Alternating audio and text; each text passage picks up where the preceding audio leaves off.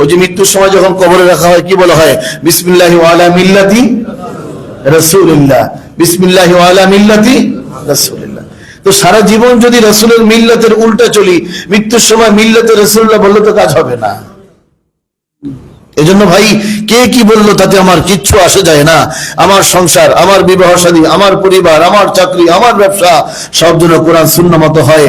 কারণ যেদিন দুনিয়া ছেড়ে চলে যাব, সব থেকে বড় পরিচয় আমি মুসলমান কিনা।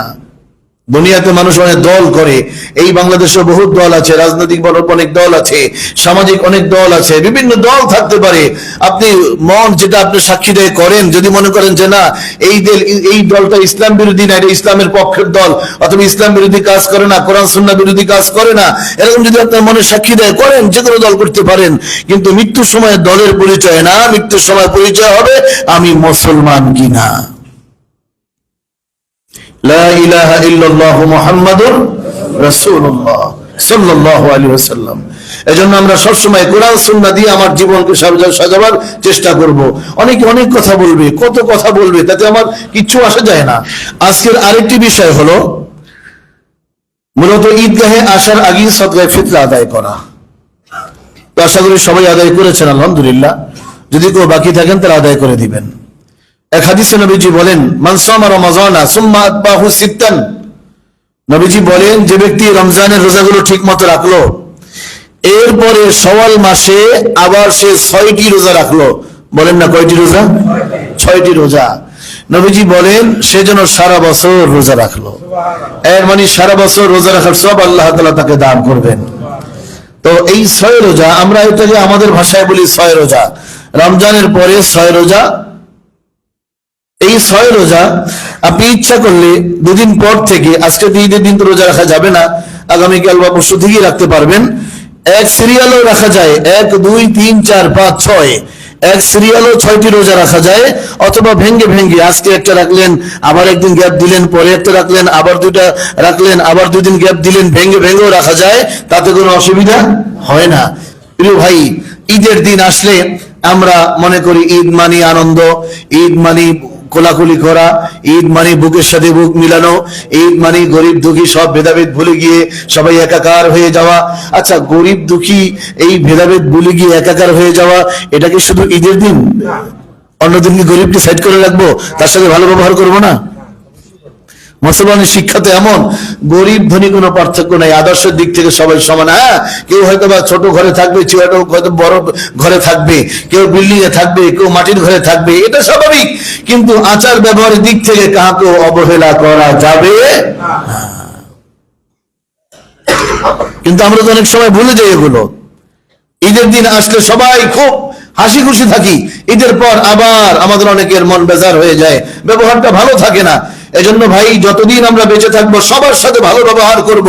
আল্লাহ তাআলা রাসূলের ব্যাপারে বলেছেন, ওয়া ইন্নাকা লাআলা খুলুকিন আযীম, হে রাসূল আমি আপনাকে উত্তম চরিত্র দান করেছি।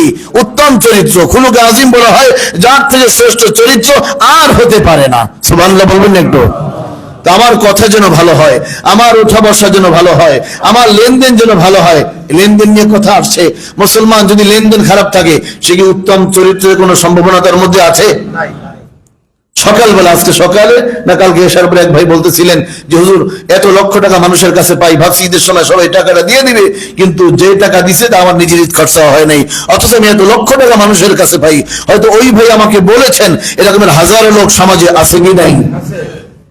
লেনদেন যদি ঠিক না থাকে, এজন্য যারা এরকমের লেনদেনের সমস্যা যাদের, এই এরকমের যদি কোনো ভাই এখানে আমরা থেকে থাকি, আপনি হিম্মত করেন, নিয়ত করেন, জমি বিক্রি করে হলেও মানুষের হক আদায় করে দেন।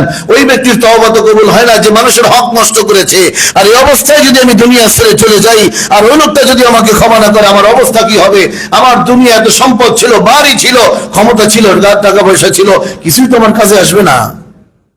এজন্য লেনদেনকে সাফ করা। কেউ যেন আমার কাছে টাকা পায় এমন যেন না হয়, আমি লোকজনের কাছে পাইতে পারি এমনটা হোক, কিন্তু আমার কাছে কেউ পাবে এমন যেন না হয়। হিসাব করে করে ঋণগুলো পরিশোধ করা, মানুষের টাকাগুলো দিয়ে দেওয়া। শুধু টাকা না, বরং অন্যের সম্পদ, অন্যের জমি, অন্যের কিছু যদি আমার দখলে থাকে, সেটাও নিজের মধ্যে রাখলে কিন্তু সেই তওবা কবুল হয় না, তা দখল করে রেখে থাকে। এরকমের কিছু মানুষ সমাজে আছে কি নাই? আছে। ভাইয়ের হক নষ্ট করছে, বোনের হক নষ্ট করছে, চাচার হক নষ্ট করছে, ভাগিনার হক নষ্ট করছে। মানুষের হক নষ্ট করা যাবে না।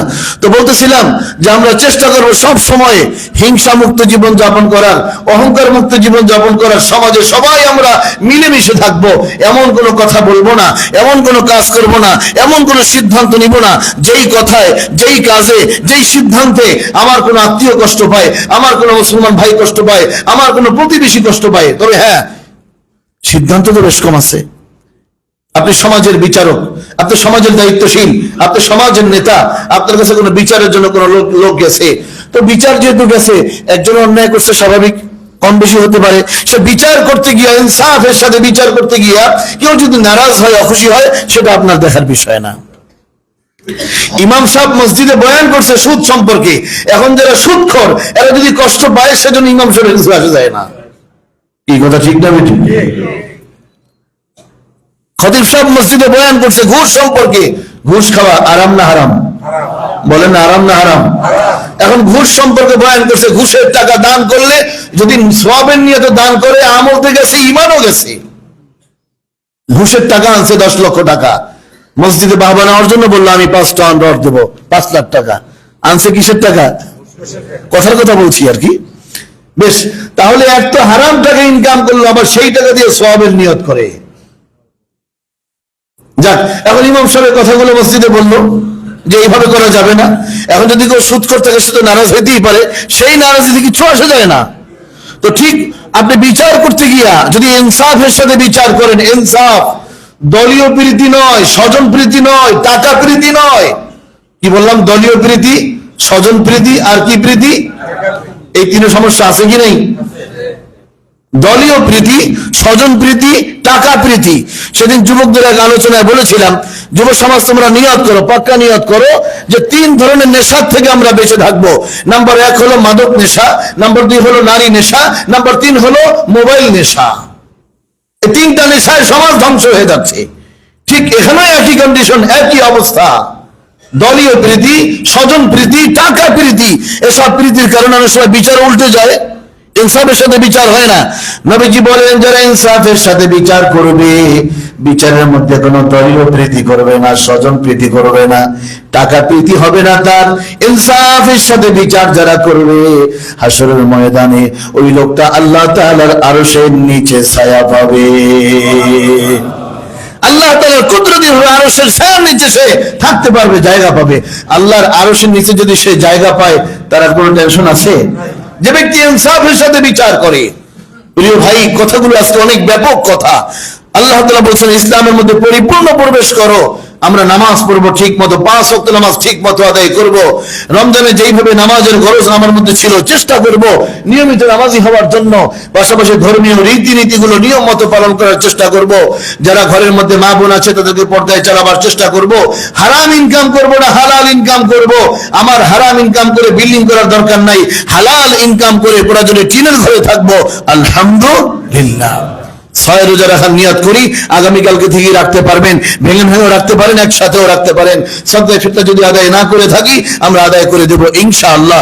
আল্লাহ তাআলা সবাইকে কবুল করুন।